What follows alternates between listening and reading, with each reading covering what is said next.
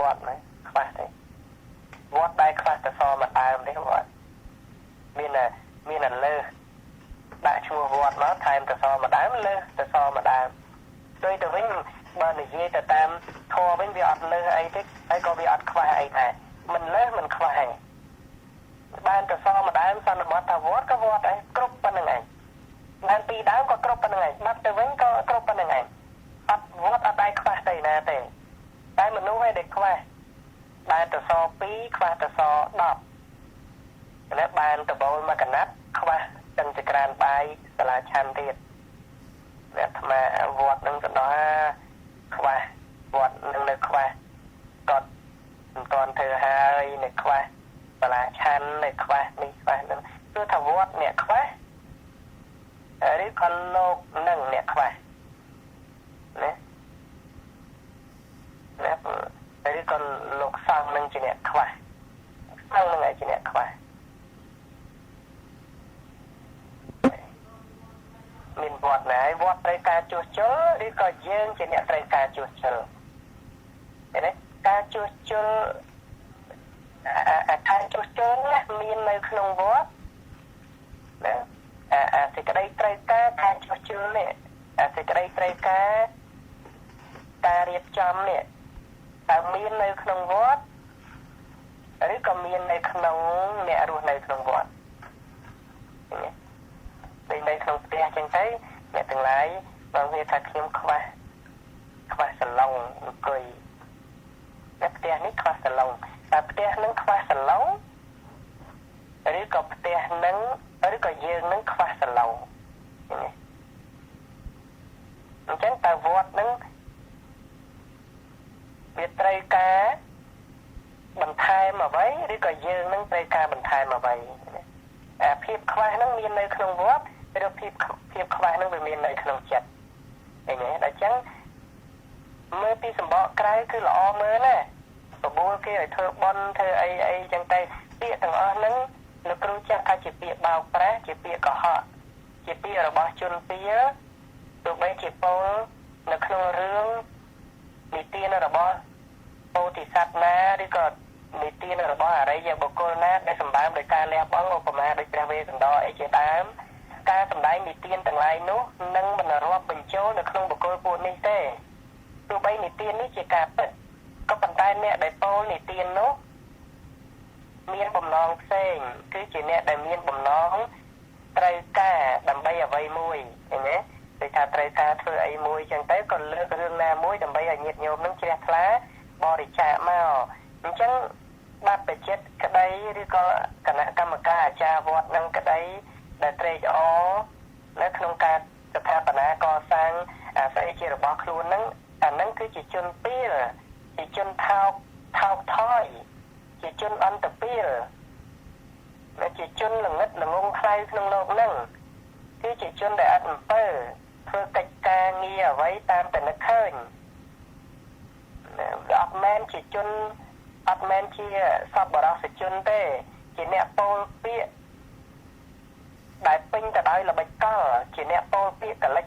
mình smart trăng chỉ nè miên pia cao chỉ nè miên rất pia cả bút bút lẹ cầm nuôi chỉ nè mình smart trăngท่านในยี่ปีรู้รำไตรสำราญสำพอใต้สมบูรณ์ขังขนมโดยปลายหรือวิใส่ขังขนมนั่งจังปีในบุกโกได้สำได้จังอ่อนนู้tụi bay thì xe còn là cả đá có chặt thay chụp bị ở bao chân bị rồi mình là rộp cho từ không bị ở bao sắp vào đó thế rồi bằng cặp tại đây là bạch cao rồi sân bá mẹ nấu tê cho là không ca lẹ băng được kêu bảo bố mẹ từng lái lẹ băng trao chẳng xong lấy sầm bát về mẹ miến lẹ băng trao phần ná còn lẹ băng trao tay là kêu mình sầm đây thằng mẹ ao từ mẹ miến sao rồi ao tay mẹ na thế là kêu sầm đây thằng ao tay tụi bây giờ ao tại chân tiêu tinh cầm mình nên ao cái tinh cầm lớn ấy ao tới hay cái vô lưới nó tập tinh cầm lớn tập tinh tới nó tới tầm khăn cứ nét tê ó không ta lẹ băng tan năng vì mình tầm khăn ta dừng ao tới to là cái vô tập thưa vót bạn dừng ao tới nè năng vô tập tinh xa thấp dừng ao ấy អាហ្នឹងគឺសេចក្តីកំណាញ់ជនពួកនេះក៏ចាញ់បោកនឹងកិលេសខ្លួនឯងមកតាទៀតមានអ្នកខ្លះលោកគ្រូលឺអញ្ចឹងមានលោកយាយម្នាក់លោកគ្រូមិនចាំបាច់ចេញឈ្មោះទេ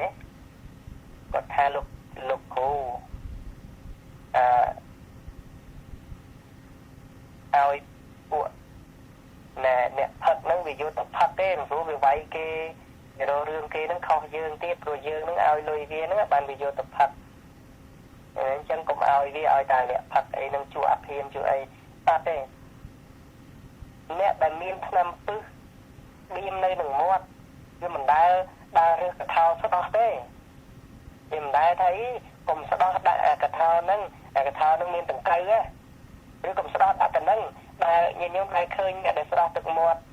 ឬកន្លែងនេះដែលឃើញទេអត់ហ៊ានស្ដោះទឹកមាត់ដាក់ធុងសម្រាមឬអត់ហ៊ានស្ដោះទឹកមាត់ដាក់កន្លែងស្មោកគ្រោកទេខ្លាចតឡាក់ទឹកមាត់ទៀតហ្នឹងមានដែលឃើញទេ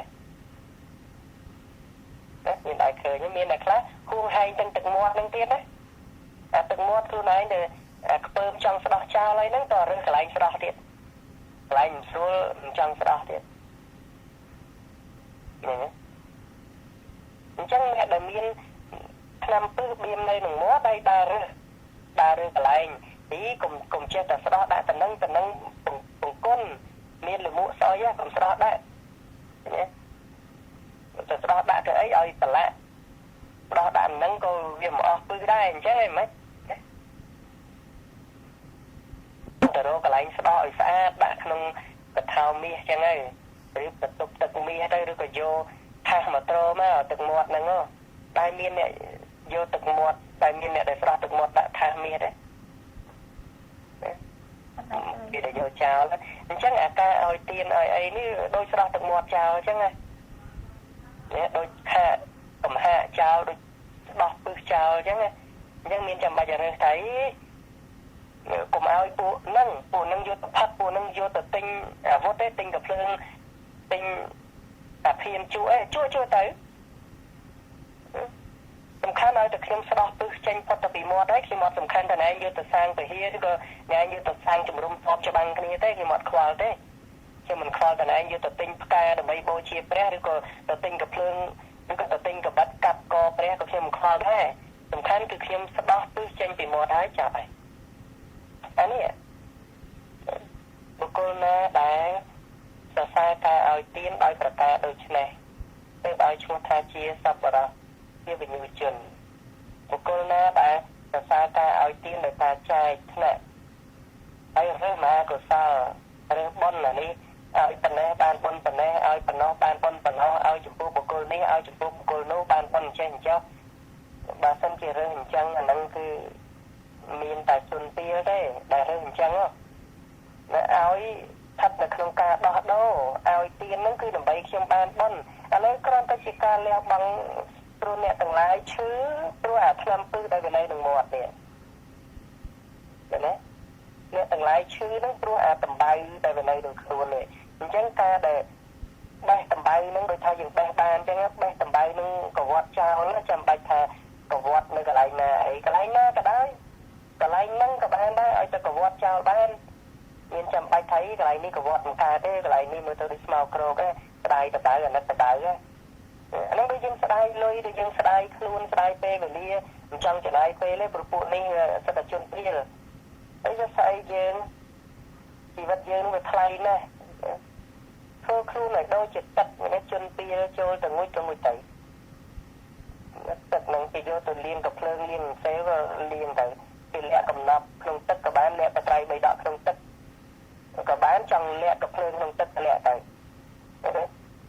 ចង់យកទឹកហ្នឹងទៅលាងស្បង់ជាពោប្រគេនប្រសង់ក៏បានចង់យកទៅលាងកាភ្លើងសម្រាប់ប្រសង់ក៏លាងទៅ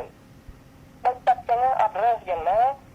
ទឹកចិត្តរបស់សប្បុរសការឲ្យទានការសមាទានសិលមិនឈ្មោះមុខបុគ្គលណាទេតែប្រព្រឹត្តល្អគេមិនដែលឈ្មោះមុខបុគ្គលទេគេមិនដែលព្រៀបផ្ទឹមទេគេមិនដែលថានេះប៉ុណ្ណាដល់ចឹងមានការបែងចែកហើយណាមានការបែងចែកទៅលើជីវិតហ្នឹងហើយវាមានជីវិតតូចមានជីវិតធំអីចឹងទៅត្រូវឲ្យទានណាសត្វ ពេកឆានឹងឲ្យទៀតបានតែប៉ុណ្ណេះណាបើសិនឲ្យទៅអ្នកនេះវិញបានបនច្រើនប៉ុណ្ណេះអញ្ចឹងអត់តែពេកឆានឹងគ្នាមកអញ្ចឹងតែឃើញសម្ោចទេឃើញបាណាទីបាវាចាការសម្រាប់សត្វតែឃើញសម្ោចមកបោះចោលខ្វោកចឹងមានខ្វល់អីសម្ោចតូចហ្នឹងជនអន្តពាលណាដែលឃើញនៅសត្វសម្ោចថាតូចជនអន្តពាលនោះគឺជាអ្នកខ្វាក់ពីកំណើតហើយលោកគ្រូនឹង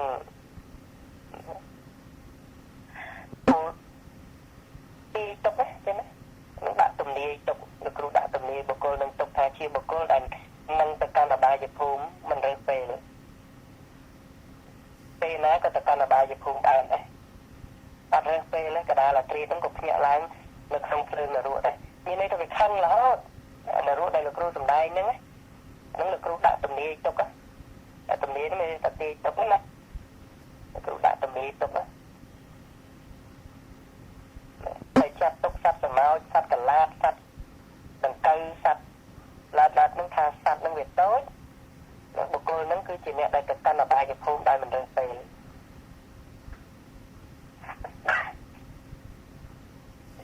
បាច់តន់ស្លាប់ទេព្រោះវាឲ្យអាជីវិតហ្នឹងឲ្យរួញតូចអស់ទាំងអស់ស្មើគ្នាកម្រើសសម័យថាមូសនឹងផ្សេងរុយនឹងផ្សេងគូនឹងផ្សេងខ្ញុំវាចាក់សម្រាប់សត្វហើយយើងជឿដើរទៀសសត្វកលាទៅខ្វាច់ទៅខ្ទាតទឹកទៀនជាងជឿឲ្យតែគ្នាតូចហើយតូចមិនមែនសត្វ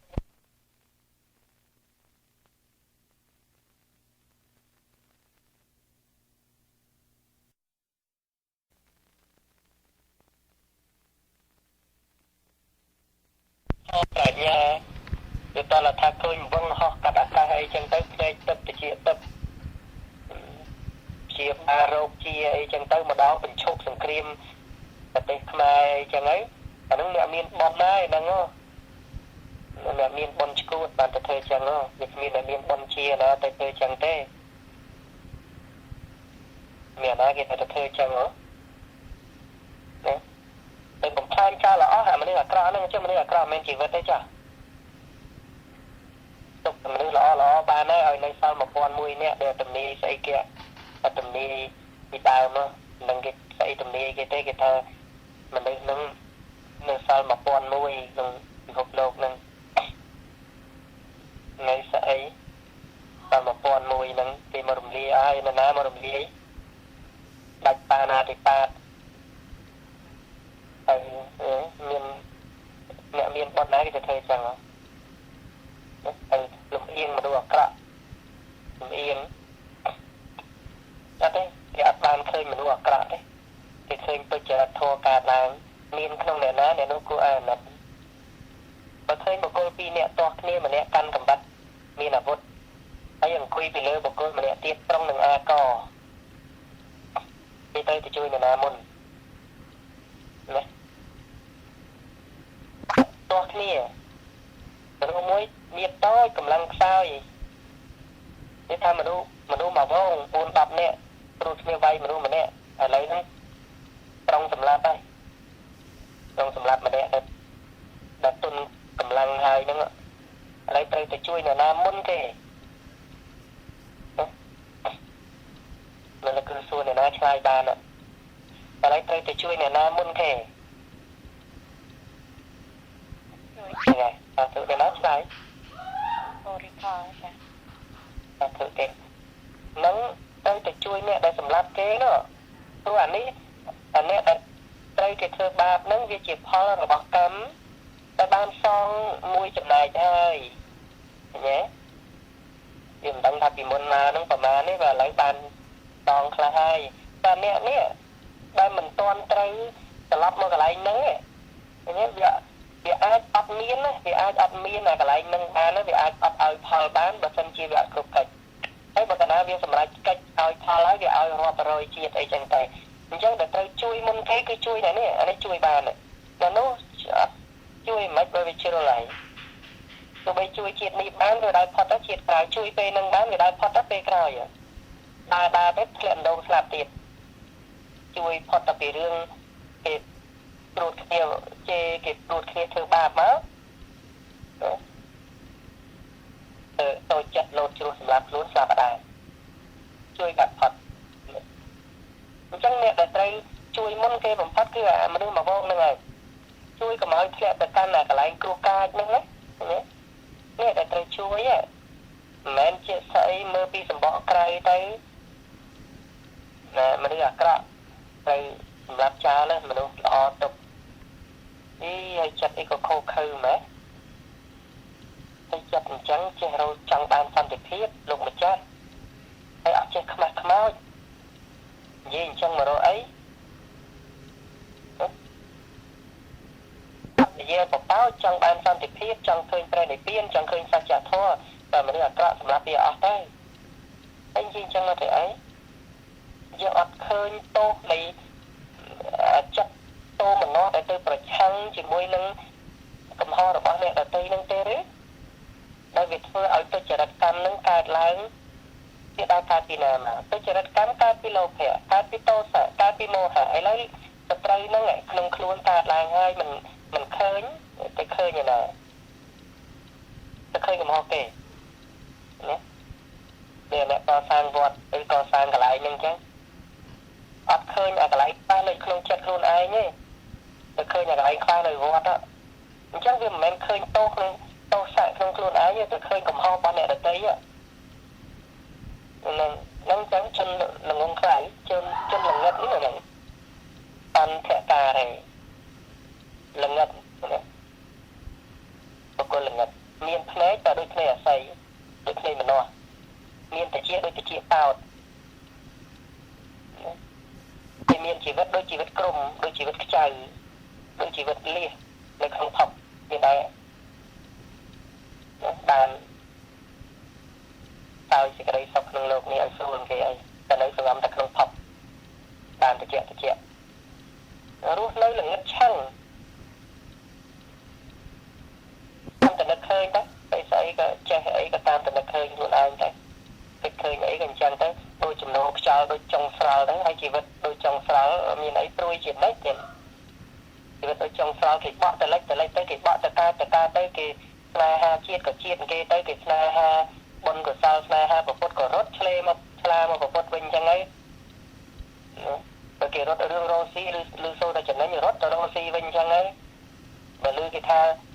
xây na khăng và cài na lên là bay như na lọ sờ bay ăn ấy rốt rô kê chân tay và cái bản năng của che nhé và bản năng kê chân tay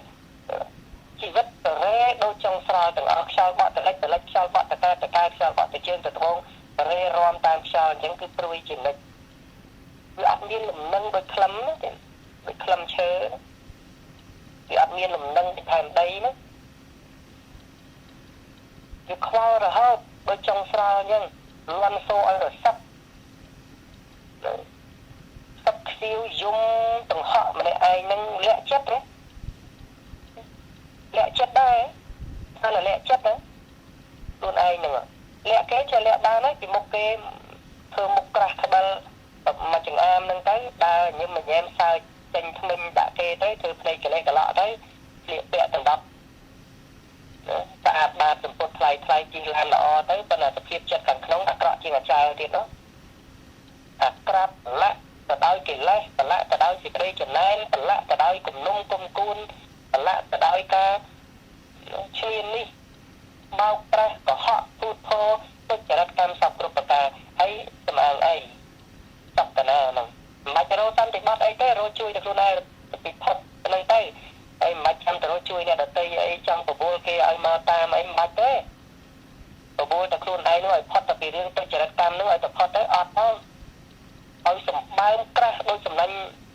mong chăng cái này anh nghĩ ọt ba này cứ tôi nghĩ cho phần nào ôi vậy bị bạc cài rồi hơi đây hơi tranh tam cô đó là cái mình thay tranh tam một đấy tam phải ra ấy lâu lâu đi cho lại tới ngót bắt phần này đây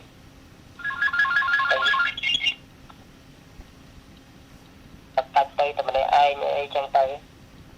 được không lâu ní tân là ban lặt bạch tới thì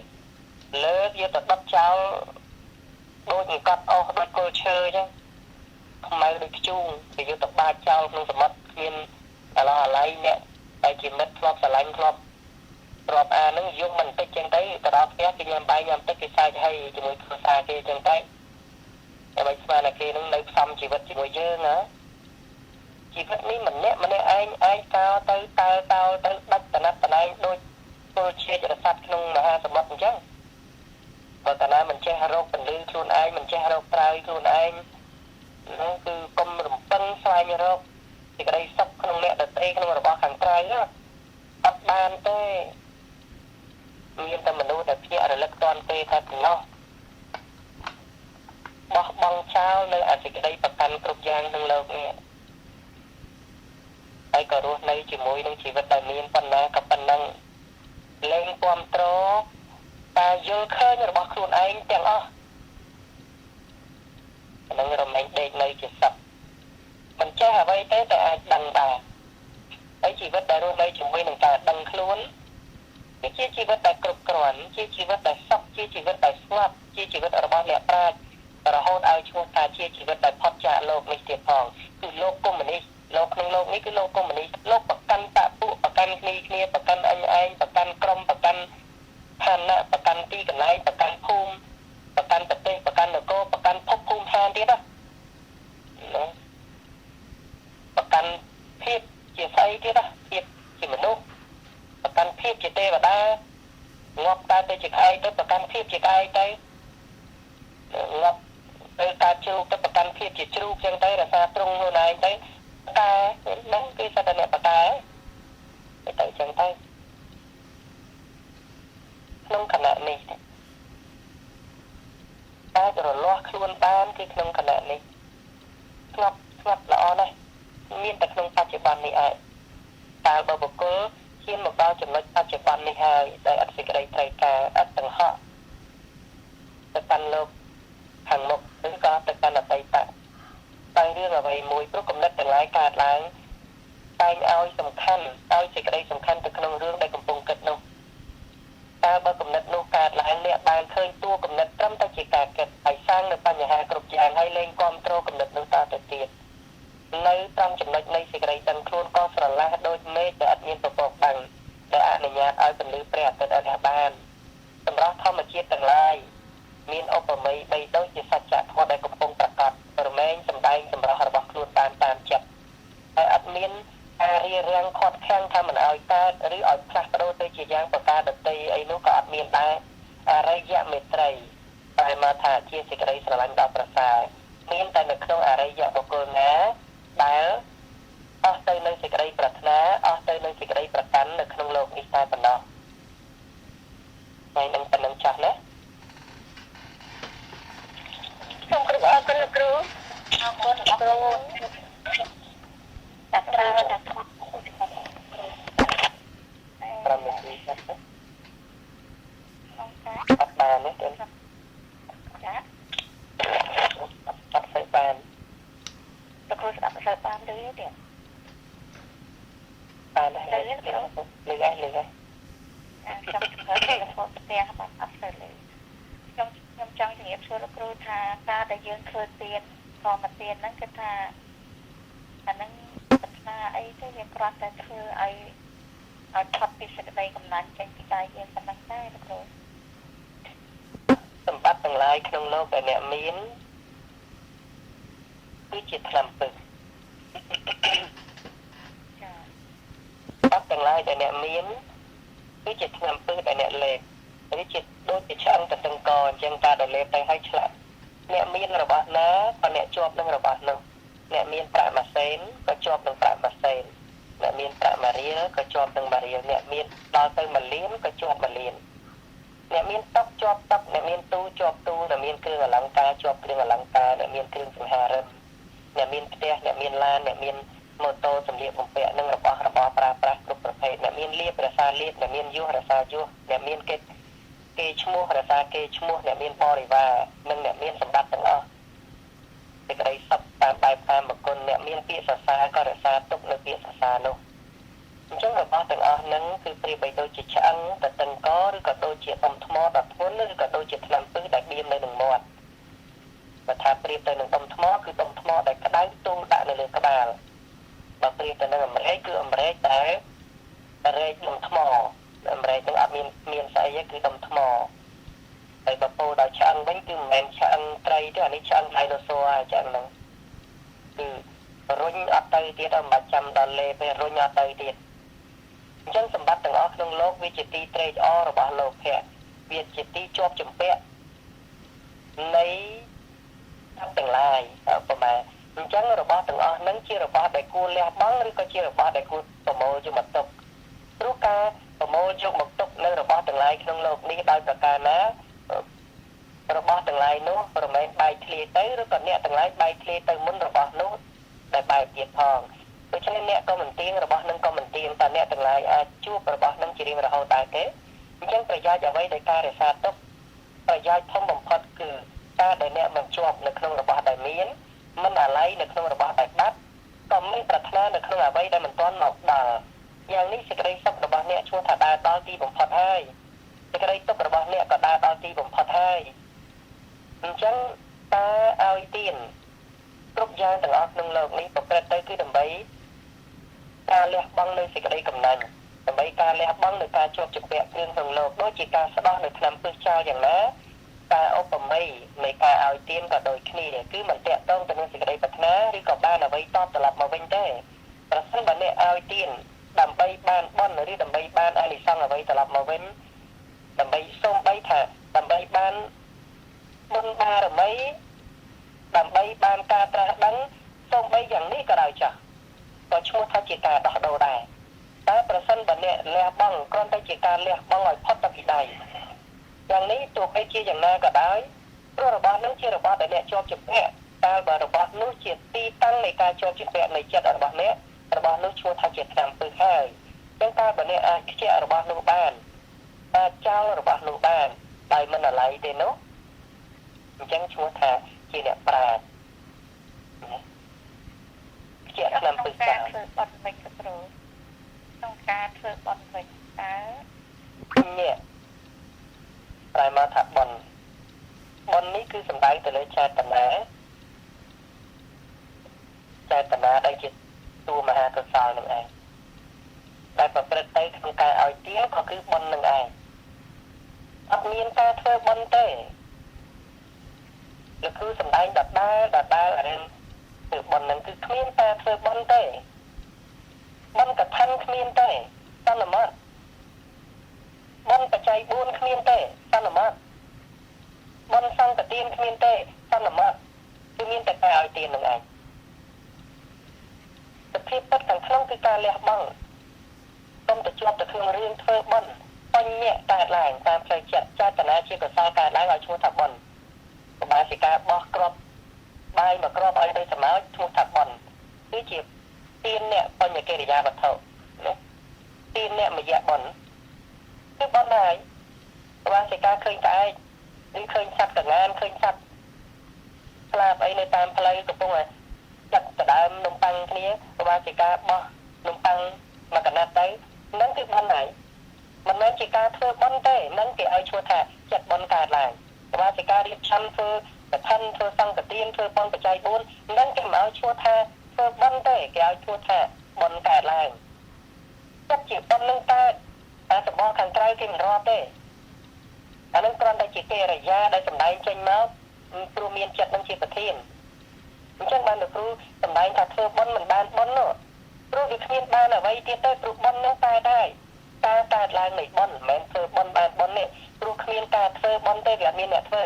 វាមានតែការកើតឡើងនៃចិត្តដែលជាកុសលតែប៉ុណ្ណោះតែចឹងវាគ្មាននរណានៅដើម្បីបានបុណ្យទេចិត្តបុណ្យកើតឡើងក៏កើតហើយចិត្តបុណ្យរលត់ទៅក៏រលត់ទៅមាននរណានៅចាំទទួលផលបុណ្យមាននរណានៅចាំទទួលបុណ្យនឹងមាននរណានៅចាំទទួលផលរបស់បុណ្យនឹងមាននរណាបុណ្យនឹងកើតឡើងមានផលជាសត្វក៏មិនទៀងទៅទៀតអញ្ចឹងมันក៏បីជាប់នៅក្នុងបុណ្យ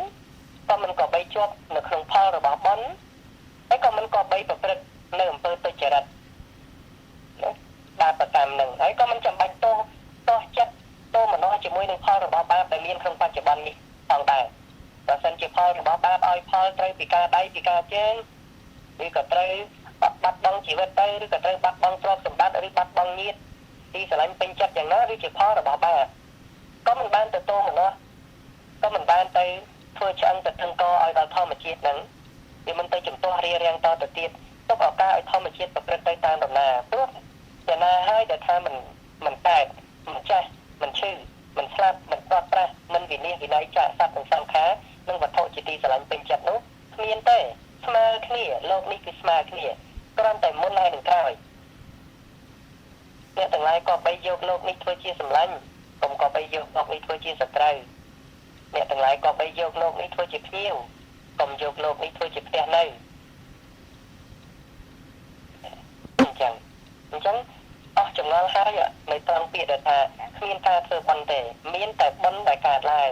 ហើយបុណ្យដែលកើតឡើងនោះមិនមែនបុណ្យបច្ច័យ4ទេទាននេះគឺការឲ្យទានសីលៈគឺការសមាទានសិលការសង្រួម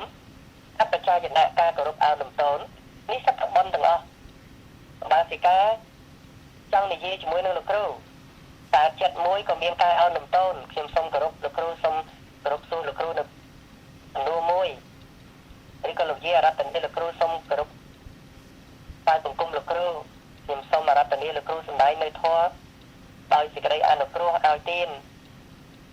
អញ្ចឹងវាមានអបច្ច័យណៈកើតឡើងហ្នឹងគឺបុណ្យហើយ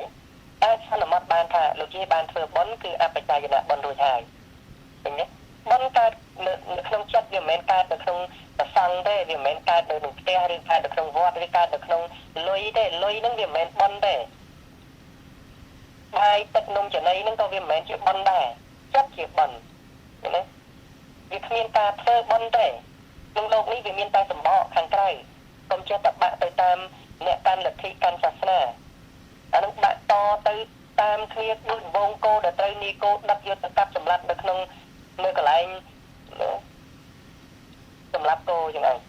ដូចពេលដឹកជ្រូកទាំងត្រង់យកទៅសម្លាប់ចោលនៅកន្លែងសម្លាប់ជ្រូកចឹងឯងអាបកស្រែកលាន់នៅក្នុងញ៉ាតឃើញទេអញ្ចឹងអាតាមប្រពៃណីតាមទំនៀមទម្លាប់តាមបពុតាមគណៈណាចាតាមគណៈកម្មការតាមទីគ្នាហ្នឹងអាហ្នឹងគឺដូចដឹកគោយកទៅកាប់ចោលយកទៅសម្លាប់ចោលហែកសាច់ស៊ីចឹងឯងអាចារ្យអីនាំពុទ្ធបរិស័ទធ្វើបុណ្យធ្វើទានហែកហួរគ្នាស៊ីណាអត់មានភាពស្មោះត្រង់ទេហើយឃើញតែពីធ្វើបុណ្យនេះធ្វើបុណ្យនោះក៏ដឹងបុណ្យទៅប្រកបជាស្អីអត់ដឹងតែប្រយោជន៍អីជាបុគ្គលខ្វាក់អីសរសើរព្រះអាទិត្យមនុស្សខ្វាក់សរសើរពន្លឺព្រះអាទិត្យថាសានឃើញទេហើយអ្នកដែលអត់ចេះធ្វើអ្នកដែលមិនស្គាល់បុណ្យនៅនាំគ្នាធ្វើបុណ្យហើយយ៉ាងម៉េចណាទេណាវិញបុណ្យអើយមនុស្សក្បត់ជាតិនាំគ្នាសរសើរសិតតែលើកជាតិដាក់លើក្បាលសួរមួយម៉ាត់ថាជាតិនឹងជាស្អីព្រោះជាតិវាមាន4កុសលជាតិអកុសលជាតិវិបាកជាតិនិងកិរិយាជាតិតាមអ្នកស្នេហាជាតិណាមួយហើយមនុស្សដែលកំណាញ់ដែលប្រកាន់ហួងហែងភាពជាស្អីទាំងអស់នេះឲ្យស្រាប់តែថាខ្លួនឯងជាអ្នកលះបង់គ្រប់យ៉ាងដើម្បីជាតិឬក៏ដើម្បីស្អីចឹងទៅនិយាយក៏ហក់ឲ្យសន្យាតែផ្ដាស់អ្នកប្រាជ្ញគេមិនដែលសន្យាទុកជាមុនទេព្រោះគេមិនដែលមើលឃើញស្អីនៅថ្ងៃស្អែកគេមិនដែលសន្យាទុកជាមុនទេវាគ្មានអ្នកប្រាជ្ញណាសន្យាទុកជាមុនទេព្រោះសូមអីទៅជីវិតរបស់ខ្លួនឯងមិនអាចសន្យាបានផងថានឹងអាចរស់នៅដល់ថ្ងៃស្អែកឬអត់មិនបានហ៊ានសន្យាអានេះវាជារឿងវែងវាន់ទៅច្បោកច្បល់ច្រឡូកច្រឡំគ្នាអស់រលែងក្នុងពិភពលោកហ្នឹងទៅអត់មាននរណាហាមទេចង់ទៅក៏ទៅចង់មកវិញទៀតក៏មកចាំទៅចឹងទៅបែកពពុះមាត់ស្លចឹងទៅមើលតែប្របែកអស់ចិត្តអស់ចង់ហើយមើលតែខ្លងតបៅពេញខ្លួនហើយបានរត់មករអូយលោកគ្រូឲ្យជួយផងយកបំណងឲ្យធំបន្តិចមកដល់ពេលលោកគ្រូដាក់ម៉ាំងទៅថាលោកគ្រូលេងសាបេគ្នាអត់មាននរណាមួយចេះហៅទឹកឯងតែនាំគ្នាលោតទឹកឲ្យក្តេងឲ្យតាំងស្រ័យជួយផងខ្ញុំលងទឹកឲ្យជួយផងខ្ញុំលងទឹកឲ្យម្នាក់មិនដឹងថាបរិភោគស្អីខ្លះទេទៅពីទៅហើយកើតខ្លងរខឹងពេញខ្លួនទាំងអស់ស្រាប់តែបោះខ្លួនប្រោកចូលក្នុងមន្ទីរពេទ្យឲ្យព្យាបាលដែរពេទ្យឯងព្យាបាលព្រោះពេទ្យឯងនៅចាំព្យាបាលអាហ្នឹងដូចឲ្យលោកគ្រូអញ្ចឹងនាំគ្នារត់នាំគ្នាប្រសាទទៅក្នុងលោកនឹងអស់ហើយគាត់តែពីមួយអាទិត្យមាន2ថ្ងៃហ្នឹងទៅ4-5ថ្ងៃហ្នឹងគឺ មកអស់ចិត្តមកអស់ចង់មកកំសួរអញ្ចឹងទៅដល់ពេលមកជួបតាំងបោះប្រាកមកលោកគ្រូហ่าទៅរៀនដែរទូនមានណាលោកគ្រូដើរមានបំណងឯធំអាហ្នឹងតែត្រូវហើយនឹងទៅលោកនឹងសង្កត់ហើយបានអញ្ចឹងបើមិនប៉ុណ្្នឹងប្រមកទេតោះឡាទឹកដល់ចំមកអានឹងបានស្រែកតែល្មមអត់ទេនឹងអញ្ចឹងហើយបានតែគេប្រាប់ត្រង់ទៅថាគេស្ដីបន្ទោសបានគេសំដែងធម៌ទៅថាគេចង់បដៅតែគេប្រាប់ការពិតទៅថាគេបន្ទោសហើយតែពេលគេនិយាយត្រង់ណានិយាយការពិតទៅថាបន្ទោសដល់និយាយតាមត្រង់ទៅថាគេបដៅទូនមានណាចង់បដៅចង់ទូនមានណានឹងស្អីថាស្អីគេទេអានឹងរឿងខ្លួនឯងទៅចង់ដើរតាមព្រះឬក៏ចង់ដើរតាមប្រែតអានឹងគិតខ្លួនឯងតែឥឡូវថ្ងៃនឹងប៉ុណ្ណឹងចាស់ណាចាអរគុណលោកគ្រូគ្រូអរគុណលោកគ្រូសាធុសាធុសាធុសាធុអរគុណគ្រូលោកគ្រូប៉ុណ្ណឹងចាស់អ្វីដែលកំពុងប្រកាសក្នុងទីចំពោះមុខគឺឃើញប៉ុណ្្នឹងហើយអត់មានអីលើពីឃើញទេហើយមានសម្លេងបានវិទ្យាស្រ័យដល់ខ្ញុំកណាដោះចោលនៅមានអ្នកតែរឹងតាំងទៅមិនទន់កាយមិនទន់ចិត្តបាទថ្វាយបង្គំចំពោះគណៈម្ចាស់នៃសេចក្តីគោរពទាំងលើបានច្បាស់ទាំងអស់គ្នាទាំងអត់ដល់បានចូលហើយនៅទេតែគាត់ជុំមាត់បានសកម្មមុំចាលោកនៅគាត់ឯណោះឯកណៃតែទេអត់ទៅតែមានប្រឡងកុយតែខ្ញុំមិនប្រឡងផងហ្នឹងកុយតែដីអូនៅផ្ទះមានដីដែរខ្ញុំអត់មានព្រមនេះមានដីមកដីដែរដីហ្នឹងអស់ដល់លោកគ្រូយ៉ាងមានប្រឡងនេះមានដីមែនមិននិយាយបរមត្តអីណាមិននិយាយដីមែនផ្ទះនេះអត់មានគឺប្រឡងហើយ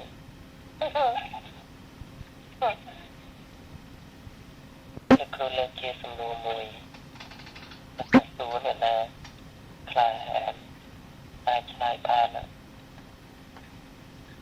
តែខ្ញុំជាលោកគ្រូសម្ដែងថាតែកាន់ព្រះពុទ្ធសាសនាទាំងអស់លោកគ្រូមិនលើកលែងសូម្បីតែម្នាក់គឺអ្នកដែលកាន់ព្រះពុទ្ធសាសនាទាំងអស់អត់មាននរណាម្នាក់បានឃើញសច្ចធម៌ទេ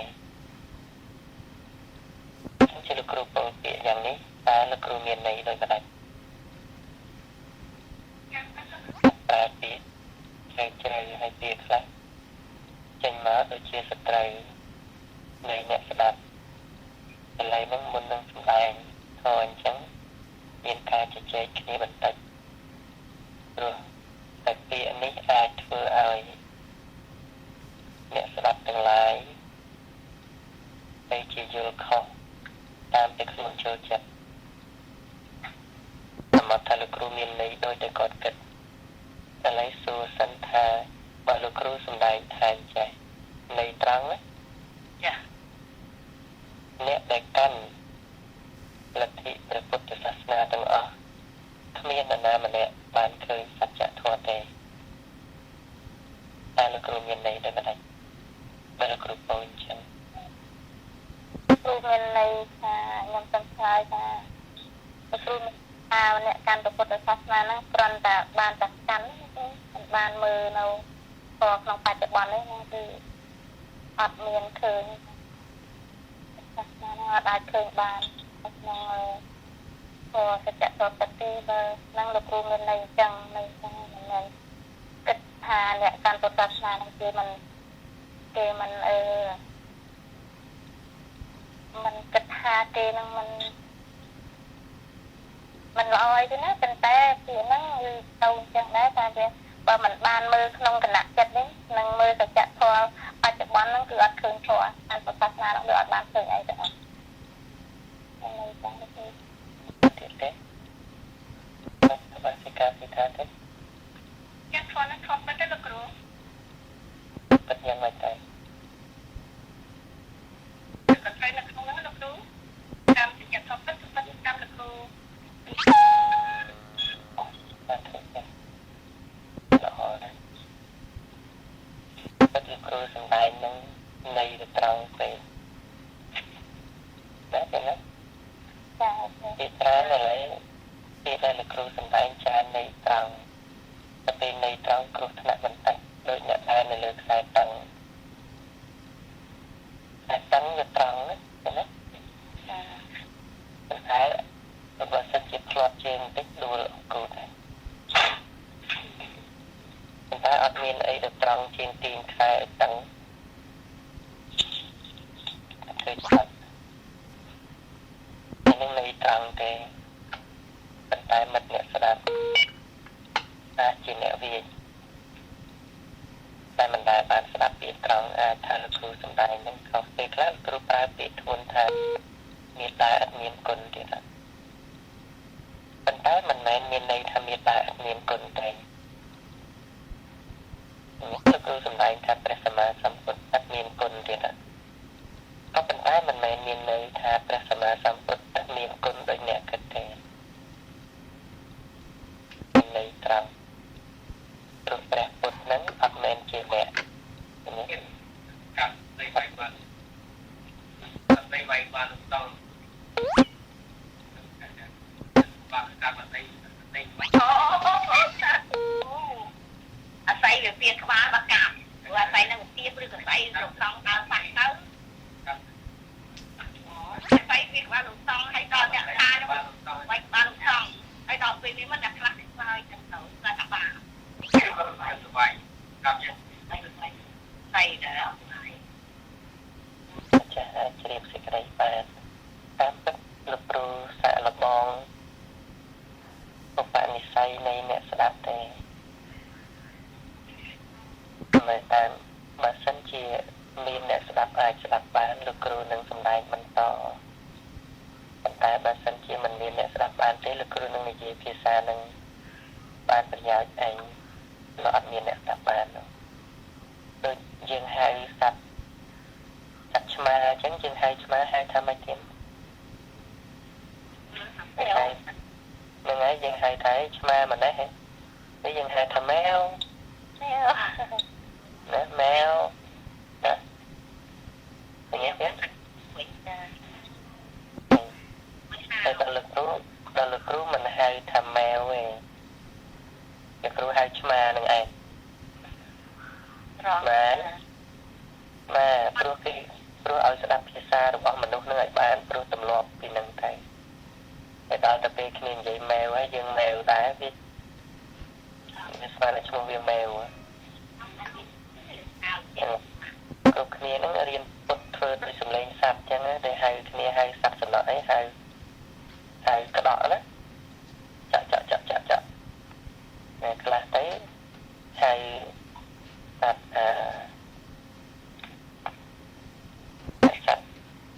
សត្វស្អីក៏សត្វដែរណាហៅធ្វើសំឡេងដូចសត្វហ្នឹងអញ្ចឹង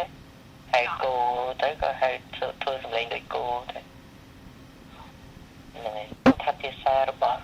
ខ្លួនឯងហ្នឹងសត្វគោនឹងវាស្ដាប់មិនបានទេតែមានអ្នកខ្លះស្រឡាញ់គោមែនតើនិយាយភាសាខ្លួនឯងឲ្យស្ដាប់មកអ្នកខ្លះស្រឡាញ់សត្វខ្លួនឯងចិញ្ចឹមហ្នឹងស្រឡាញ់សត្វសំណក់ដូចអាមេរិកកាំងអីនិយាយភាសាមនុស្សនិយាយភាសាជាងដាក់ឲ្យស្ដាប់គេនិយាយជាមួយកប៉ាល់អញ្ចឹងទៅជួយទៅវាចេះស្ដាប់ដូច្នេះវាមិនមែនចេះស្ដាប់តែភាសាមួយដែលហៅឲ្យមកញ៉ាំបាយហៅឲ្យមកផឹកទឹកឬហៅឲ្យមកចិត្តគ្រាន់តែក្តក់ហៅប៉ុណ្្នឹងទេព្រោះយើងចេះនិយាយភាសាមនុស្សជាមួយវាដូចកូនក្មេងអញ្ចឹងยิ่งเงินได้ก็โอ้ไม่ต้องชื่อเช่นอันเขาจะไปบ้านมันนี่แทนเรื่องอะไร ទារទៅបង្កើតយើងក៏មានភាសាខ្លះនិយាយភាសាដូចទារចឹងតែខ្លួនអត់និយាយយូរទៅកូននឹងវាចេះស្ដាប់វាចេះថាតាមភាសានឹងវាត្រង់ទេភាសានឹងវាចេញពីកន្លែងផ្សេងគ្រូមិនចង់ប្រើភាសាដដែលតែអ្នកទាំងឡាយជាបឋមជនហើយលោកគ្រូត្រូវប្រើភាសាជារបស់បឋមជន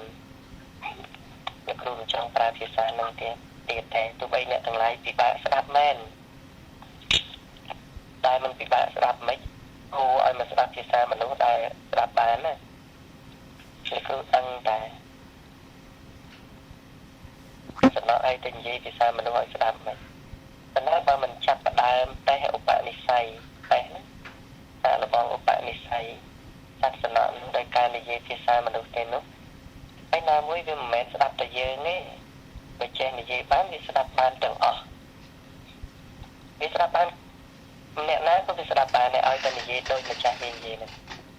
ចេះម្ចាស់វានិយាយភាសាអីគ្រប់គ្នាទាំងអស់និយាយភាសានឹងដែរហ្នឹងក្នុងប្រទេសហ្នឹងវាគេបង្ហាត់សាក់សេកចេះនិយាយចឹងកុំចេះតែខ្វាក់តាមវាណាណាហ្នឹងនិយាយថាវាហើយចឹងជាច្រើនគេសំដែងធម៌ហ្នឹងគឺចាត់ថាជាការនិយាយភាសារបស់អ្នកទាំងឡាយទៅវិញដូចជាការដូចលោកគ្រូធ្លាប់សំដែងថាធ្វើបុណ្យបានអត់ធ្វើបុណ្យណាគេប្រើពាក្យថាធ្វើបុណ្យបានបុណ្យតែថាលោកគ្រូប្រើពាក្យថាធ្វើបុណ្យមិនបានបុណ្យពាក្យមួយពាក្យនៅក្នុងន័យคล้ายដល់ពាក្យដែលគ្រូសំដែងនេះវាន័យត្រង់ដូច្នេះអ្នកដែលស្ដាប់មុនដំបូងវាដូចទៅពីដំគ្រោះអញ្ចឹងវាពិបាកលេបបន្តិចប៉ុន្តែន័យនឹងវាត្រង់ទេត្រូវណាវាជាភាសាត្រង់វារៀងជឿក្បាលបន្តិចប៉ុន្តែ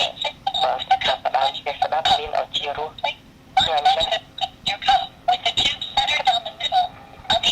ទទួលស្គាល់វាពិតជាល្វីងPreparing to take measurement. Please relax and do not talk or move.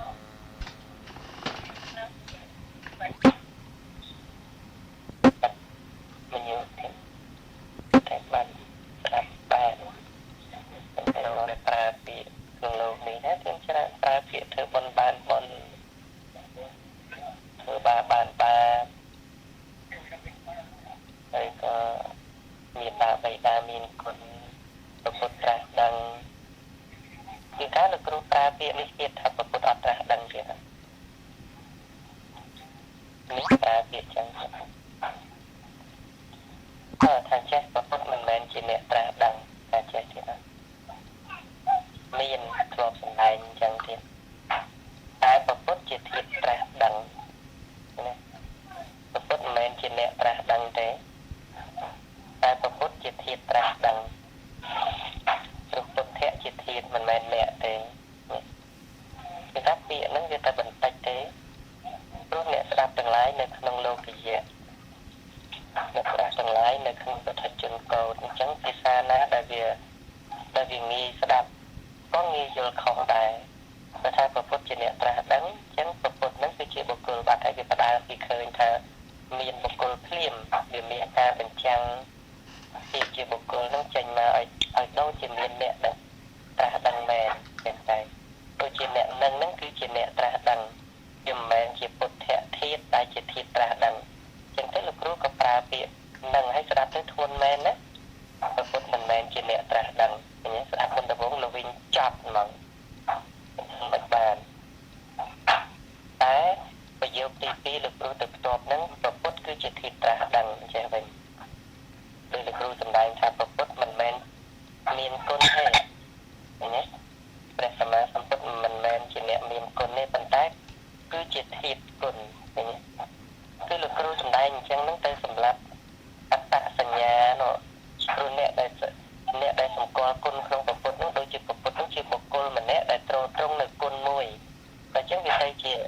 មានចំណែកពីរនៃធម៌ហ្នឹងគឺមានចំណែកនៃបុគ្គលនឹងមួយស្ដាប់ជាអ្នក ត្រត្រង់នៅចំណែកមួយទៀតគឺគុណអញ្ចឹងមានពីរចំណែកមួយគឺបុគ្គលមួយគឺគុណអញ្ចឹងបុគ្គលនឹងត្រត្រង់នៅគុណអញ្ចឹងតែចឹងវាចែកជាពីរបាត់ហើយតែលោកគ្រូមិនចែកចំណែកនោះឲ្យទៅជាពីរទេលោកគ្រូរួមសរុបសេចក្តីមកឲ្យទៅជាធម៌ឲ្យទៅជាធាតុតែមួយអញ្ចឹងលោកគ្រូមិនសម្ដែងនឹងគេទេប្រើពាក្យផ្សេងដោយពាក្យថាធ្វើបុណ្យមិនបានបុណ្យគេប្រើពាក្យថាធ្វើបុណ្យបានបុណ្យវានឹងគឺភាសាគេប្រើជារបស់មនុស្សតែគេនិយាយឲ្យស្ដាប់បានតែលោកគ្រូសម្ដែងថាធ្វើបុណ្យអត់បានបុណ្យទេទឹកណាលោកវិញចាប់លោកគ្រូក៏ដឹងដែរតែណាសាកលបងមើលសាកធ្វើឲ្យជារសនៃការសម្ដែងចេញពីលោកកត្រៈវិញព្រោះអ្នកណាក៏អាចថាបានដែរតែគ្មាននរណាម្នាក់ដែលងាយឬក៏ដែលហ៊ានហើបមាត់ប្រើពាក្យនឹងបានទេព្រោះវាខ្លាចបើសិនជាអ្នកនោះមិនទាន់បានស្គាល់ត្រូវនៅសន្តិបត្តិឬជាអ្នកដែលមិនទាន់បានឃើញនៅការពិតនៅឡើយទេនោះអ្នកនោះមិនដែលហ៊ានបន្ទោសជាមួយនឹងសាស្ត្រាឯងទេអ្នកនោះមិនដែលហ៊ានពោលពាក្យធ្ងន់ទេវាគ្រោះថ្នាក់ព្រោះវាដូចដើរនៅលើខ្សែបន្ទាត់តែល្អិតតូចឆ្មារដូចខ្សែអំបោះអញ្ចឹងណាបើហ៊ានទៅផ្លាត់ជើងគឺធ្លាក់អបាយបើមិនជាត្រឹមតែចេះតែពោលទៅហើយអត់បានដឹងអីពិតប្រាកដបើអញ្ចឹងវាទៅជាការបន្ទោសវាមិនមែនជាការកែលម្អទេវាទៅជាការបន្ទោសទៅវិញមានអ្នកដែលល្អហើយក៏មានអ្នកដែលមិនពេញចិត្តមិនជ្រះថ្លាទេនៅក្នុងធម៌ដែលលោកគ្រូសម្ដែងនឹងថាស្ដាប់មិនបានហើយក៏ទទួលអត់កើតព្រោះធម៌ស្អីមេត្តាអត់គុណអីចឹងព្រោះធ្លាប់ស្ដាប់តែរឿងមេត្តាមានគុណបិតាមានគុណតែលោកគ្រូដឹងហើយភាសាហ្នឹងលោកគ្រូក៏និយាយបានដែរកូនក្មេងក៏ថាបានដែរបង្ហាត់ផ្សេងក៏និយាយកើតដែរតែណាសួរថាគុណពិតប្រាកដអ្នកដឹងថាជាអីទេអត់ដឹងអញ្ចឹងលោកគ្រូមិនចាំបាច់ប្រើពាក្យនឹងទៀតទេលោកគ្រូនឹងប្រើពាក្យថាមេត្តាមិនមានគុណទេតែគឺគុណនោះតែម្ដងដែលយើងសន្មតថាជាមេត្តាឬជាបិតាឃើញទេមានពាក្យផ្ទាប់មួយទៀតដែលលោកគ្រូសម្រាប់ចោលនៅធម្មជាតិនឹងឲ្យទៅជាចំណែកពីរឲ្យវាមានគុណឲ្យវាមានមេត្តាតែមានគុណនឹងអញ្ចឹងលោកគ្រូដកចេញតែមេត្តាទេឲ្យទុកនៅសល់តែធាតុមួយគឺធាតុគុណដូច្នេះអត់មាននរណាទៅបន្ទោសនឹងមេត្តាទេព្រោះមេត្តាអត់បើសិនជាគាត់ជេរឬគាត់ស្ដីបន្ទោសវាអត់មានគាត់អ្នកជេរអ្នកស្ដីបន្ទោសទេគឺធាតុទោសៈកើតឡើងធាតុមោហៈកើតឡើងដូច្នេះយើងមិនដឹងទៅបន្ទោសជាមួយអ្នកណាទេអញ្ចឹងឲ្យវានៅតែធាតុមកវាបាត់អ្នកដែលធ្វើឲ្យយើងទាស់ចិត្តវាបាត់អ្នកដែលយើងត្រូវសងគុណអីវិញហើយវាមិនសល់តែការស្គាល់គុណខណៈចាប់ផ្ដើមស្គាល់អំពីគុណហ្នឹងទើបអ្នកចេះធ្វើគុណហ្នឹងបានល្អណាគឺទើបមានការចាប់ផ្ដើមដោយការទទួលយកគុណហ្នឹងទុកដាក់ក្នុងចិត្តព្រោះអ្នកដែលមិនស្គាល់គុណទេដែលអត់ចេះធ្វើគុណនោះណាដូចមេត្តាបិតាធ្វើគុណមានថាចឹងណាមេត្តាបិតាហ្នឹងទៅប្រឹកនៅគុណដល់កូនហ្នឹងប៉ុន្តែពេលខ្លះមេត្តាបិតាខ្លះគាត់អត់ឆ្លាតវៃក្នុងការអប់រំទូនមានកូននេះគាត់ស្រឡាញ់កូនទៅជាតម្រើសបើលោកគ្រូសួរអ្នករាល់គ្នាមួយសំណួរអ្នកណាឆ្លើយក៏បានបើសិនជាកូនក្មេងម្នាក់តូចអាយុ3 4ឆ្នាំ5ឆ្នាំអញ្ចឹងទៅវាទាចង់បានរបស់អីមួយហើយម្ដាយនឹងពេញឲ្យសួរថាសម្រាប់ម្ដាយគាត់ដឹងខ្លួនគាត់ណាថាគាត់ជាអ្នកពេញឲ្យថាកូននឹងបានព្រោះតែសេចក្តីអនុគ្រោះរបស់គាត់ព្រោះតែបានអំពីការឲ្យរបស់គាត់បានអំពីទានណារបស់គាត់នឹងវាមានបានអំពីសេចក្តីអាណិតអាសូរតែប៉ុន្តែសម្រាប់កូននឹងវិញនៅក្នុងកញ្ចក់កែវភ្នែករបស់កូននឹងវិញដែលវាសម្លឹងមើលមករបស់នឹងគឺថាវាទទួលយករបស់នឹងដោយការស្គាល់ថានឹងគឺបានពីគុណបានពីមេត្តាបិតាឬក៏បានទោះតែអញចង់បាន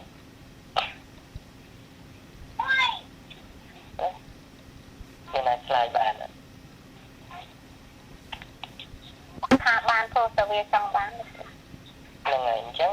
វាសម្រាប់កូនក្មេងវាអត់ដឹងថានឹងជាគុណទេវាស្មានថាវាមិនដឹងថាអ្នកនឹងជាអីទេប៉ុន្តែឲ្យតែវាសុំគឺដឹងតែបានហើយឃើញទេវាអត់ឃើញថានឹងគឺជាគុណទេវាទៅជាវាទទួលយករបស់នឹងវាដូចជាចាត់ទុកថាជាមោទនភាពរបស់វាឬចាត់ទុកថាជារង្វាន់របស់វាចឹងទៅអានោះដូចចាត់ទុកជារង្វាន់ចឹងវាថាវាជាអ្វីដែលវាត្រូវតែទទួលបានកូនក្មេងគឺអញ្ចឹងវាអត់ទាន់ដឹងតែចឹងវាអត់ទទួលស្គាល់ថានឹងជាគុណទេវាទៅជាស្គាល់របស់នឹងវិញថានឹងជារង្វាន់របស់វាដែលវាស្រឡាញ់អីវាត្រូវតែបាននឹងហើយអ្នកនឹងត្រូវតែយកឲ្យវាក៏ដូចជារបស់ក្នុងលោកនេះវាចង់បានអីក៏បានដែរអាហ្នឹងឯងទំនើងសម្រាប់កូនក្មេងអត់ដឹងទេហើយអញ្ចឹងបានផ្ដើមពីមេតាបេតាហ្នឹងមិនមែនហាមមិនឲ្យទេឲ្យណែឲ្យកូននឹងចេះបត់ជើងថ្វាយបង្គំឲ្យចេះលើកដៃសំពះឲ្យចេះពោលពាក្យអរគុណបង្រៀនវាសិនពិតណាស់ភាសានេះគឺប្រើសម្រាប់បឋមជនលោកគ្រូមិនបដិសេធទេអ្វីត្បិតតែវានៅក្នុងកិរិយាមួយដែលវានៅក្នុងការបង្ហាត់បង្រៀនហាត់ពុតលុតដំនៅក្នុងអានេះគេហៅថានយោបាយពាក្យថានយោបាយហ្នឹងមិនមែនដូចយកប្រហុកលៀបគ្នាដូចអ្នកនយោបាយស្រុកទេអ្នកនយោបាយស្រុកទេណាហ្នឹងយកប្រហុកលៀបគ្នាតែពាក្យថានយោបាយជាពាក្យល្អទេមកពីពាក្យថានយៈនិងឧបាយនយៈប្រែថាពាក្យទូនមានព្រានប្រដៅនេះការណែនាំឲ្យបានល្អរីឯឧបាយប្រែមកថាវិធីសាស្ត្រឬក៏យុទ្ធសាស្ត្រអញ្ចឹងរួមចូលគ្នាមកគឺឧបាយក្នុងការអប់រំទូនមានឬវិធីសាស្ត្រនៃការអប់រំទូនមាននិងពាក្យថានយៈបាយនឹងនយៈឧបាយនយោបាយអញ្ចឹងវាជានយោបាយដែរបង្រៀនកូននឹងអានេះកូននឹងវាក៏មិនទាន់ឲ្យឈ្មោះថានឹងគឺជាបដិបទាទៅរកជាផុតទុកអីទេណាអត់ទេឥឡូវយើងនិយាយចេះវិញថានឹងជាភាសាដូចថា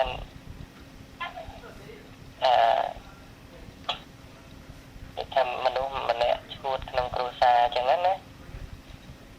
តែនិយាយឈួតទៅដូចធន់តិចនិយាយពាក្យកូនក្មេងវិញដូចកូនក្មេងយើងនិយាយភាសាកូនក្មេង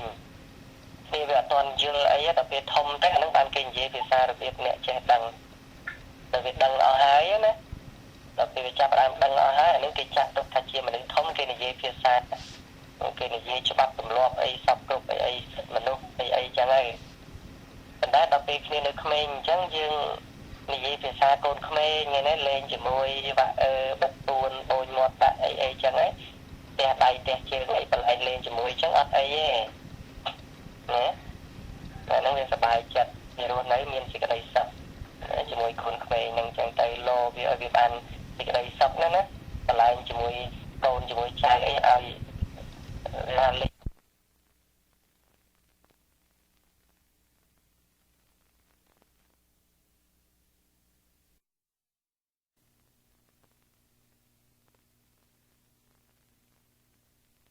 សូមរតនាលោកគ្រូសំដែងនៅទឹកគោដោយសេចក្តីអនុគ្រោះលោកគ្រូសូមរតនាលោកគ្រូអូជេខ្លាល្អណាស់ថ្ងៃហ្នឹង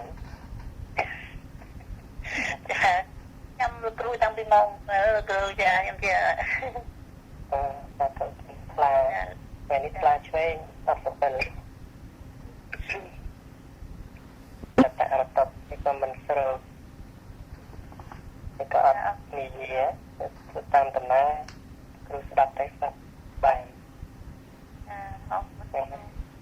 នឹងទេតែវាជាធម្មជាតិញ៉ាំងកិរិយាគឺការកម្រើកហ្នឹងមានការកម្រើកបបោមាត់មានការសម្រាប់កាយហ្នឹងឯសភាពចិត្តហ្នឹងតកណាវាមានការបន្តទៅក្នុងរឿងណាមួយវាធ្វើឲ្យតកកហល់ទោះបីពាក្យសម្ដីនិយាយហ្នឹងក៏រតបហើយក៏លឿនពេកជាងកាល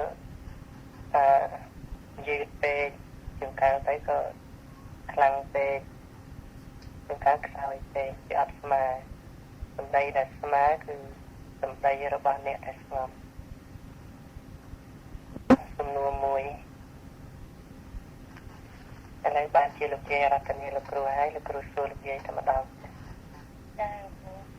លោកគ្រូថាតើសត្វស្រមោចហើយនឹងដំរីសត្វណាធំជាងមកឲ្យដំរីលោកគ្រូស្មើគ្នាព្រោះមានជីវិតមួយដូចគ្នាលោកគ្រូអូសាធុសាធុលោកយាយមានប្រាជ្ញាតែលោកយាយឃើញជីវិតហើយហ្នឹងចាអញ្ចឹងមានឆ្ងាយណាស់នៅចិត្តបង្កើព្រះនិព្វានបុគ្គលបានឃើញតួជីវិតលែងចែកភាពលែងចែកတဲ့សម្បកខាងក្រៅណាព្រោះអសភាពនៃវិញ្ញាណហ្នឹងវាដូចគ្នា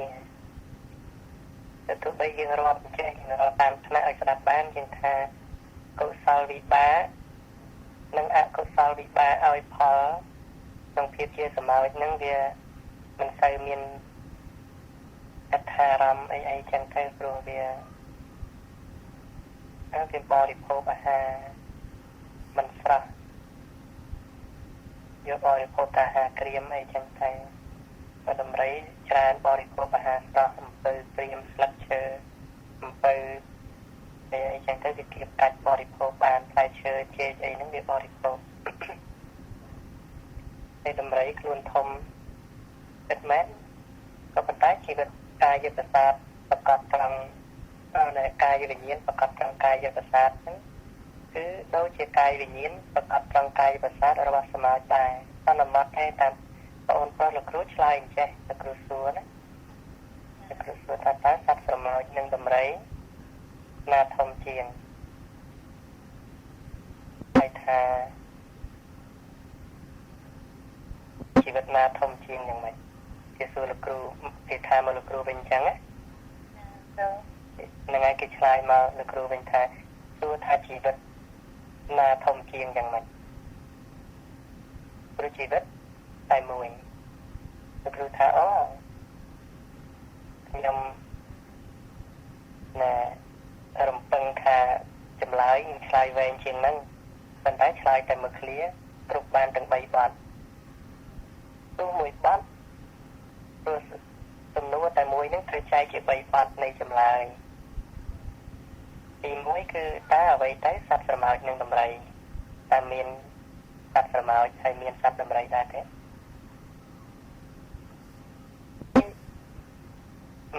ទី2គឺអ្វីទៅដែលឲ្យឈ្មោះថាធំហើយនឹងតូចតើសំដៅទៅលើអីទៅហើយទី3បទទី3តើជីវិតពាក្យថាជីវិតនឹងមានជីវិតរបស់សត្វមានជីវិតរបស់មានជីវិតតូចហើយនឹងជីវិតធំដែរទេត្រូវឆ្លើយ3បទលោកគ្រូថាឆ្លើយឲ្យអនេកបរិយាយមានន័យថាឆ្លើយឲ្យអស់សេចក្តីមកណាប៉ុន្តែគេឆ្លើយតែមួយប្រយោគក៏បានគ្រប់សេចក្តីហើយលោកយាយក៏ឆ្លើយតែមួយប្រយោគឆ្លើយថាមានជីវិតមួយដូចគ្នាប៉ុន្តែញោមប្រុសក៏ឆ្លើយអញ្ចេះញោមប្រុសក៏ថាជីវិតមួយដូចគ្នាគ្រាន់តែថាសត្វដំរីវាធំជាងស្រមោចពីមុនដំបូងហ្នឹងលោកគ្រូជជែកគ្នាពីអ្នកបងប្រុសលោកគ្រូហ្នឹងគាត់ស្ដាប់បានមុនដំបូងណាគាត់ស្ដាប់បានទៅគាត់ព្រមទទួលប៉ុន្តែសេចក្តីប្រកាន់រឿងចែកថ្នាក់សត្វនេះព្រោះឃើញតាមទ្វារភ្នែកនោះហើយក៏សម្គាល់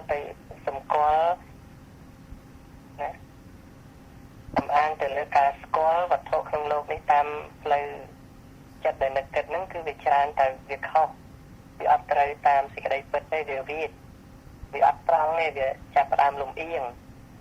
គឺលំអៀងទៅខាងការគិតហ្នឹងណាព្រោះគិតយ៉ាងម៉េចគិតឃើញប៉ុណ្ណាក៏វាថាប៉ុណ្ណឹងគិតឃើញយ៉ាងម៉េចវាថាអញ្ចឹងក៏ព្រមជាមួយនឹងពាក្យដែលលោកគ្រូជំនុំគ្នាសន្ទនាគ្នាជាមួយនឹងបងប្រុសហ្នឹងប៉ុន្តែគាត់មិនទាន់ចោលនៅទស្សនៈចាស់ឲ្យគាត់នៅប្រកាន់ថាសត្វដំរីហ្នឹងមានរូបធំហើយសត្វស្រមោចហ្នឹងមានរូបតូចគ្រាន់តែថាជីវិតមួយដូចគ្នាតែគាត់ព្រមថាជីវិតហ្នឹងមួយដូចគ្នាហើយគ្រាន់តែមួយជីវិតដំរីវាធំជីវិតស្រមោចវាតូចនៅក្នុងបញ្ញត្តិ បញ្ញត្តិវោហាណាគ្រាន់តែជាលោកវោហាក៏ព្រះអង្គមានសម្ដែងដែរចែកការសម្លាប់សត្វធំបាបធំការសម្លាប់សត្វតូចបាបតូចអីចឹងណាតែចែកអញ្ចឹងហ្នឹងគឺគេចែងទៅលើសេចក្តីព្យាយាមតិចរិចច្រើនព្រោះការសម្លាប់សត្វសម្អោចសេចក្តីព្យាយាមវាតិចណាហើយចេតនាមុនធ្វើហើយនឹងចេតនាក្រោយធ្វើហើយនឹងចេតនាកំពុងធ្វើហ្នឹងគឺវាអត់សូវមានកម្លាំងខ្លាំងទេប៉ុន្តែសម្រាប់ដំរីមួយគឺគិតសម្បើមព្រោះសត្វហ្នឹងវាសម្រាប់យើងណាមកប្រៀបនឹងខ្លួនឯងហ្នឹងគឺសត្វហ្នឹងវាធំប៉ុន្តែបើខ្លួនឯងឲ្យតូចប៉ុន្តែសម្អោចវិញសត្វសម្អោចហ្នឹងក៏ធំដែរអញ្ចឹងបើព្យាយាមបើខ្លួនឯងតូចប៉ុន្តែសម្អោចព្យាយាមសម្រាប់សម្អោចក៏ធំដែរអញ្ចឹងមុញ្ចនៈចេតនាឬក៏អបរចេតនាក្រោយធ្វើនេះឬក៏បុព្វចេតនាមុនពេលធ្វើហ្នឹងទាំង3ហ្នឹងរួមគ្នាមកវាមានសេចក្តីព្យាយាមបណ្ណាពេលមុនពេលដែលសម្រាប់ហ្នឹងគិតបណ្ណាព្យាយាមយ៉ាងណារកពលឹះយ៉ាងម៉េចសម្រាប់ដំរីហ្នឹងដោយវិធីត្រូវធ្វើយ៉ាងម៉េចឲ្យវាដួលឲ្យវាទន់ចុះហើយក៏ត្រូវកាត់យ៉ាងម៉េចផ្លែសាច់កឬក៏ស្អីចឹងទៅជាគិតទៅអញ្ចឹងសេចក្តីព្យាយាមវាច្រើនណាស់ដល់សត្វសម្អោចជន់តែមួយជ្រិចទៅវាអត់មានសេចក្តីព្យាយាមធំអញ្ចឹងក៏គេបែងចែកតាមលំដាប់នៃសេចក្តីព្យាយាមតាមលំដាប់នៃចេតនាដែលមានហ្នឹងក៏គេចែកថាបាបតិចបាបច្រើនអញ្ចឹងទៅគឺគេវាស់កម្រិតនៃចេតនាហ្នឹងណាកម្លាំងតែមុនធ្វើកំពុងធ្វើហើយនឹងធ្វើហើយនឹងកម្លាំងវាខ្លាំងប៉ុណ្ណាហ្នឹងក៏គេថាបាបច្រើនបាបតិចទៅអាហ្នឹងនៃរបស់ណាព្រះសម្រាប់គោដមដែលព្រះអង្គទ្រង់សម្ដែងនោះតែជីវិតគឺជីវិតហើយតែលោកគ្រូសម្ដែងនេះលោកគ្រូសម្ដែងជាបរមត្តមិនដោយបញ្ញត្តិទេហើយក៏មិនសម្ដែងក្នុងថ្នាក់សិលដែរនៅក្នុងថ្នាក់សិលវាត្រូវតាក់ទងទៅនឹងរឿងបញ្ញត្តិតែដល់ពេលលោកគ្រូមិនសម្ដែងថ្នាក់សិលទេលោកគ្រូសម្ដែងផ្លូវធម៌ដល់ទៅពេលសម្ដែងផ្លូវធម៌គឺវាត្រូវសរុបសេចក្តីចាប់យកតែបរមត្តមួយគត់ដូច្នេះតួជីវិតហ្នឹងអត់មានតូចអត់មានជីវិតធំអត់មានជីវិតតូចអីទេឬតូចជាងឬធំជាងទេជីវិតគឺជីវិតហើយចក្ខុវិញ្ញាណប្រកបនៅនឹងគោយ៉ាងណាដែលសន្មតថាគោឃើញហ្នឹងហើយនឹងចក្ខុវិញ្ញាណដែលមនុស្សឃើញហ្នឹងគឺស្មើគ្នាជាងថាតែគោវាឃើញដែរតែវាជាសត្វគោក្នុងកំណើតជាគោជាអកុសលវិបាកហើយផលអត់ទេចក្ខុវិញ្ញាណមិនមែនគោទេចក្ខុវិញ្ញាណហ្នឹងយើងមិនមែនថាកំណើតជាគោហ្នឹងគឺតែក្នុងអបាយភូមិអានោះសន្មតនិយាយអញ្ចឹងបានប៉ុន្តែផតពៈជាសុខមានផតពៈជាទុក្ខមានដូចមនុស្សដែរប៉ុន្តែថាវាមិនសូវជាសុខវេទនាដូចមនុស្សតាមផ្លូវកាយណាមានសម្លៀកបំពាក់សម្រាប់អីចឹងទៅវាអត់ទៅមានទេមានពូកក្រែមុងខ្នើយអីកាយអីចឹងទៅបកគោក៏អត់ទៅមានទេចឹងទៅក៏គេរាប់បញ្ចូលថាជាសត្វដែលមានសេចក្តីសុខតិចមានកំណើតហ្នឹងក៏គេហៅថាកំណើតសត្វបរិច្ឆានដែលមានវិបាកច្រើនជាទុក្ខប៉ុន្តែមិនមែនមានន័យថាអត់គុសលទេវាមានផលរបស់បុណ្យដែរវាបានឃើញផ្កាណាទោះបីជាវាមិនមានសេចក្តីត្រេកអរអីខ្លាំងក្លាយ៉ាងណាតែក៏វាអត់មានទំនាស់ដែរដូចវាឃើញស្វាយខៀវខ្ចីអីវារត់រកឃើញទឹកបឹងថ្លាឆ្វេងអីគូសបាយណាស់វាសោមនស្សកើតឡើងវាជាកុសលវិបាកឃើញបព្វជិតឃើញមនុស្សនេះពាក្យស្អាតបាតអីហ្នឹងស្អាតកុសលវិបាកដោយគ្នាចក្ខុវិញ្ញាណហ្នឹងវាមិនមែនជាគោទេដោយបរមត្តចក្ខុវិញ្ញាណគឺចក្ខុវិញ្ញាណអញ្ចឹងចក្ខុវិញ្ញាណហ្នឹងវាជាតួជីវិតសាបវិញ្ញាណហ្នឹងវាជាតួជីវិតធានវិញ្ញាណហ្នឹងវាជាតួជីវិតជីវហាវិញ្ញាណនិងកាយវិញ្ញាណនេះវាជាតួជីវិតអញ្ចឹងជីវិត ណាក៏ដោយក៏ជាតួជីវិតដែរជីវិតនេះឬជីវិតណាគឺជីវិតដូចគ្នាវាមិនមែនថាជីវិតគេជីវិតយើងខុសគ្នាជីវិតសត្វជីវិតមនុស្សខុសគ្នាអត់ទេជីវិតគឺជីវិតឃើញឬទាំងខ្លឹមទាំងរស់ទាំងសត្វតពៈសត្វលោករស់នៅក្នុងលោក6នេះឯងអានឹងបើថាសន្មតថាសត្វលោករស់ហ្នឹងណាប៉ុន្តែដកទទួលសត្វអ្នករស់ចេញទៅគឺលោក6នឹងឯងដែលប្រព្រឹត្តទៅណា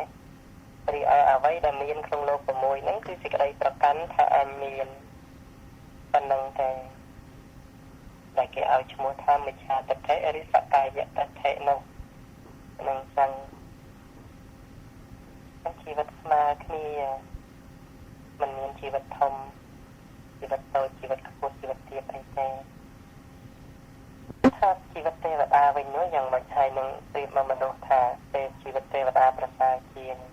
ថាប្រសើរដោយអ្វីថាមិនប្រសើរដោយបរមត្ថថាវាប្រសើរព្រោះមានជាតិកំណើតជាទេវតានោះទេតែថាប្រសើរហ្នឹងព្រោះវាមានសេចក្តីសុខច្រើនជាងហើយវាសបោអត្ថារម្មណ៍នឹងច្រើនជាងអារម្មណ៍ដែលនៅក្នុងភាពជាមនុស្សនេះហ្នឹងហើយអញ្ចឹងទៅក៏គេឲ្យឈ្មោះថាប្រសើរជាងណាកាមគុណហ្នឹងវាពិសេសជាងចឹង